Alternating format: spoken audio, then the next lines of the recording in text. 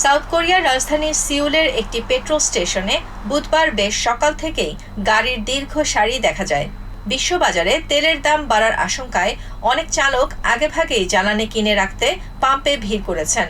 চালকদের আশঙ্কা, ইরানে যুদ্ধ দীর্ঘ হলে তেলের দাম আরও বাড়তে পারে, বিশেষ করে যদি ইরান গুরুত্বপূর্ণ হরমুজ প্রণালী দীর্ঘদিন বন্ধ রাখে। আমার মনে হচ্ছে আজকের দামই হয়তো কিছুদিনের জন্য সবচেয়ে কম, তাই ট্যাঙ্ক ভরতে এসেছি। রাশিয়া ইউক্রেন যুদ্ধের পরিস্থিতির সঙ্গে বর্তমান অবস্থা অনেকটা ভিন্ন।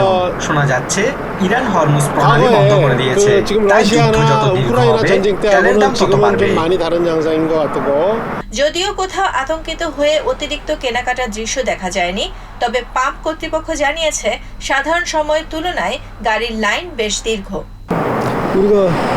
সাউথ কোরিয়া তেল উৎপাদন করে না, আন্তর্জাতিক পরিস্থিতি দিন দিন আরো জটিল হচ্ছে।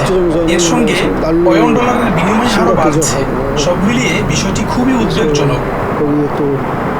সাউথ কোরিয়া তাদের প্রায় সব অপরিশোধিত তেলই আমদানি করে, ফলে বৈশ্বিক সরবরাহে বিঘ্ন বা মুদ্রা বাজারের ওঠানামার প্রভাব দেশটির ওপর দ্রুত পড়ে।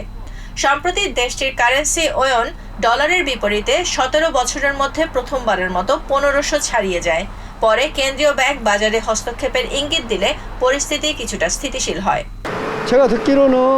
সরকার বলছে দেশের কাছে প্রায় 1 বছরের জ্বালানি মজুদ আছে, কিন্তু ডলারের বিপরীতে ওনের দাম প্রায় 20 গুণ বেড়ে যাওয়ায় আমি নিশ্চিত নই এই আশ্বাস কতটা বিশ্বাসযোগ্য। বিশ্লেষকরা বলছেন, ইরানের যুদ্ধ দীর্ঘ হলে এবং হরমুজ প্রণালী পুরোপুরি বন্ধ হয়ে গেলে আন্তর্জাতিক বাজারে ব্রেন্ট ক্রুডের দাম ব্যারেল প্রতি $100 বেশি হয়ে যেতে পারে।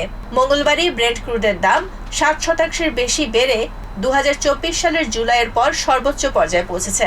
তেলের দাম বাড়লে সাউথ কোরিয়া সহ উদীয়মান অর্থনীতিগুলোর ওপর চাপ বাড়বে, যার ফলে মুদ্রাস্ফীতি, বৈদেশিক লেনদেনের ভারসাম্য এবং মুদ্রা বাজারে ভয়াবহ অস্থিরতা দেখা দিতে পারে। Nahid Sihan, TVN24 news desk.